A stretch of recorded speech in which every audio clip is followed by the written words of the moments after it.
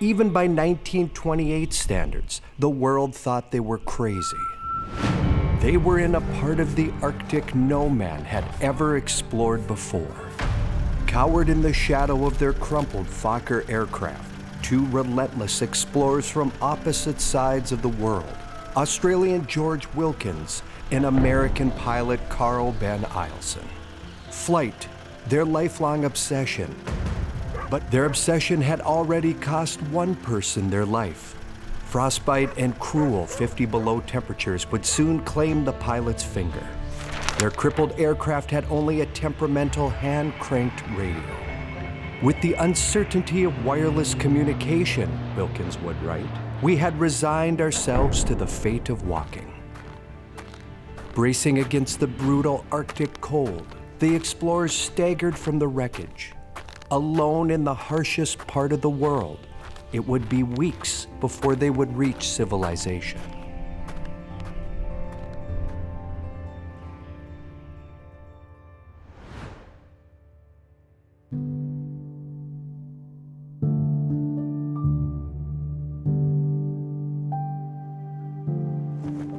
The residents of Hatton, North Dakota claim the Hatton of 100 years ago looks decidedly similar to the Hatton of today.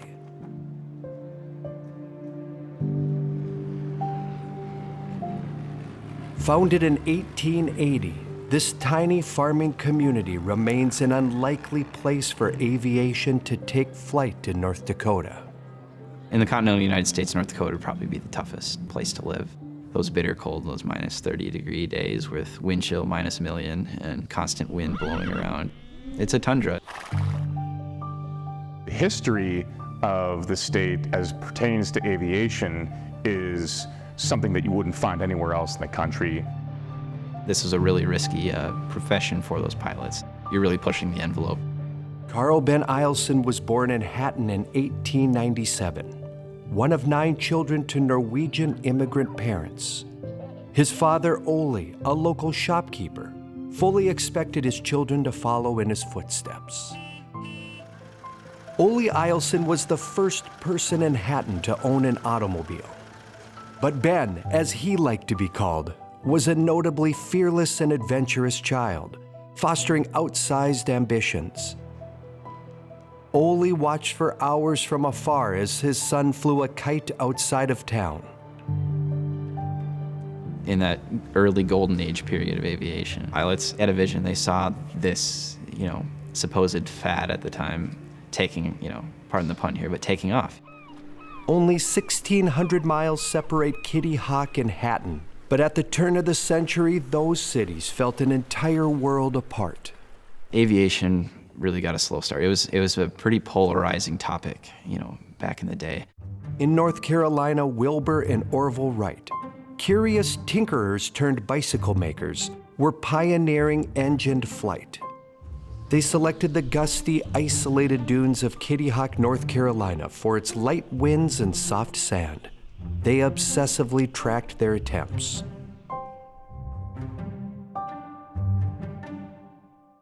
Those were the days truly of those magnificent men and their flying machines. If you could think it, you could do it. It was conquering the sky on the wings of a frontier. After their first flight in 1903, lasting just 12 seconds, the public cries of flight's impossibility rapidly gave way to protests of its danger. It must have been absolutely nerve-wracking for a pilot to be doing what he was doing with brand new aircraft. The Wright brothers had promised their father to never fly together in the event of a fatal crash. To help soothe public sentiments, the brothers brashly toured full-scale model planes from city to city in empty fields across the country. Buoyed by a traveling caravan of circus tents, musicians, and a carnival-like atmosphere, Ben finally saw his first plane up close. You had to be a little brave back then, a little bold, maybe a little silly. People still see pilots as a little goofy for wanting to strap themselves into a small airplane and go fly around. Ole never joined his son. Flight, he believed, was little more than a dangerous novelty. His children were raised to value education and service above adventure. World War I, an unimaginable horror beyond previous scale or comprehension. In just a few short years, the relentless drumbeat of war would become impossible to ignore, even in Hatton. Bold headlines and radio announcements breathlessly reported more than 10 million dead, including casualties from newly introduced gas and chemical weapons. For the first time, Zeppelins and airplanes peppered the air above the front lines.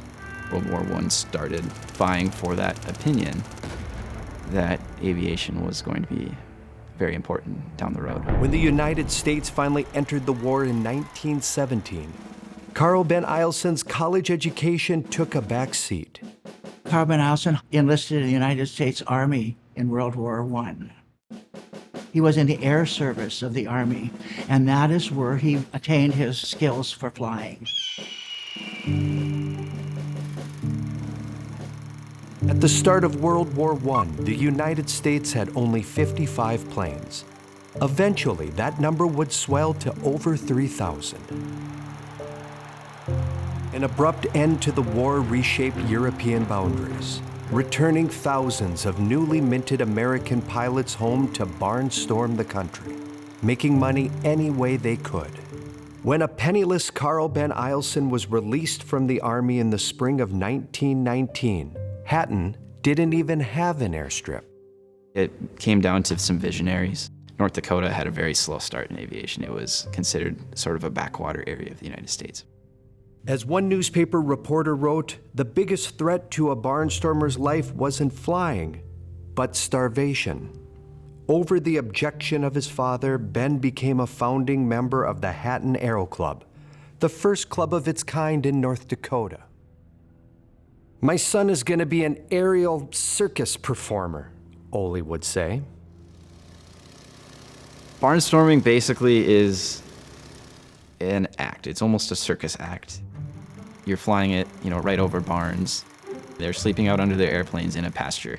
They flew to different towns. They're basically nomads of the day. They entertained people at celebrations around the tri-state area. Carl Ben Eielson probably gave a lot of people their first airplane experience. Whole towns would show up back in North Dakota. Unfortunately, they saw a large amount of fatalities, in barnstorming.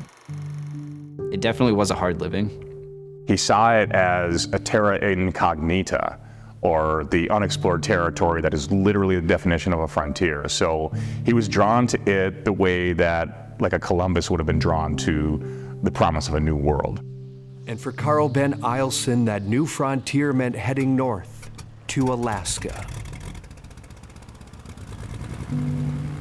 After graduating college, first at the University of North Dakota, then later Georgetown, Ben set off to Alaska to find work as a teacher. But he was quickly seduced by the open majesty.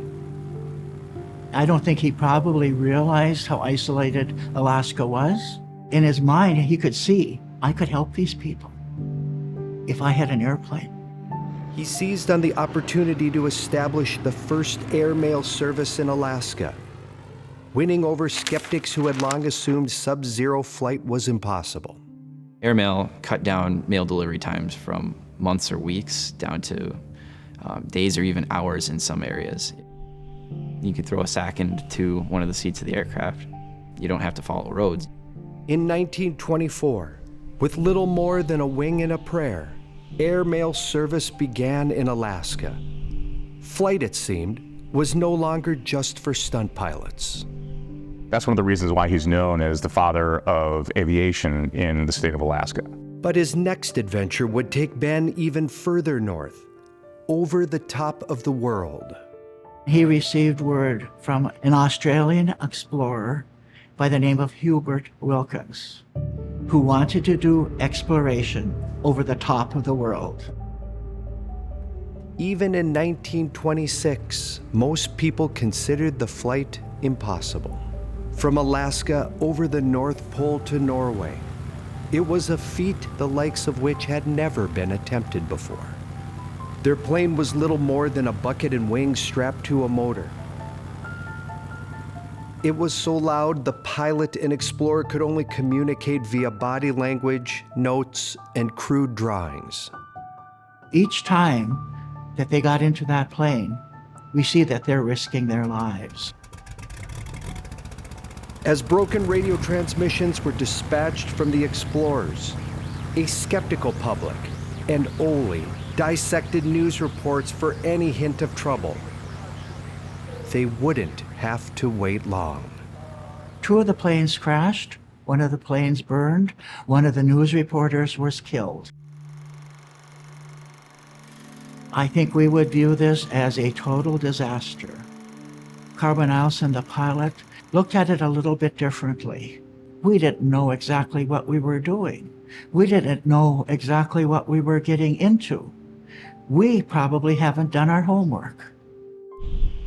A second attempt the following year would fare little better, stranding the 2 explorers on the ice for more than 2 weeks. Ben would lose a finger to frostbite. Hard physical work, danger, uncertainty, and anxiety had stilled our tongues during the march, Wilkins would write. Uncontrollable sharp cries of pain was the extent of our conversation. Battered and bruised, but undeterred, the pair would try again. In 1928, Carbon Eielson, the pilot, flew successfully from Point Barrow, Alaska to Spitsbergen, Norway, in 23 hours over the top of the world to connect Alaska with the rest of the world. Eielson and Wilkins toured the country. Their return to Hatton was the largest crowd the town had ever seen. Ticker tape parades were held for them in New York City, in Boston, Philadelphia, Detroit, Minneapolis. But I'm sure the warmest homecoming was held for them right here in Hatton.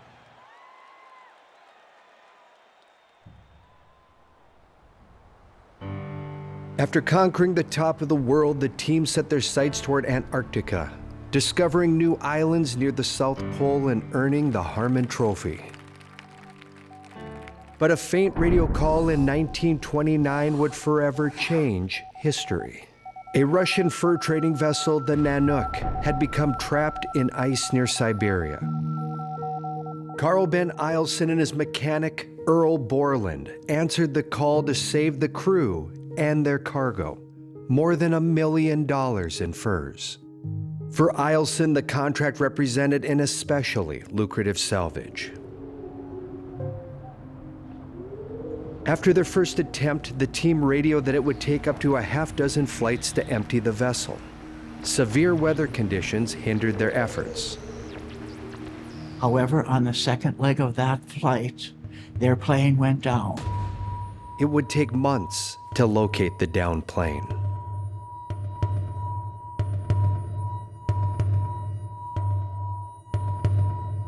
On February 18, 1930, 77 days after the search began, the bodies of Carl Ben Eielson and mechanic Earl Borland were discovered near their damaged aircraft.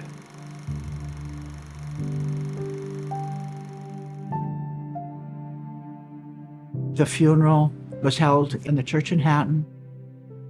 The church would hold about 300 people. However, they estimated about 10,000 people were in Hatton that day of the funeral. It was among the largest funerals the state had seen before or since. About a mile from the church, his body was laid to rest, just inside an archway bearing his name. School children sent their loose change to Hatton, anything they could find in their pockets, to honor the fallen hero.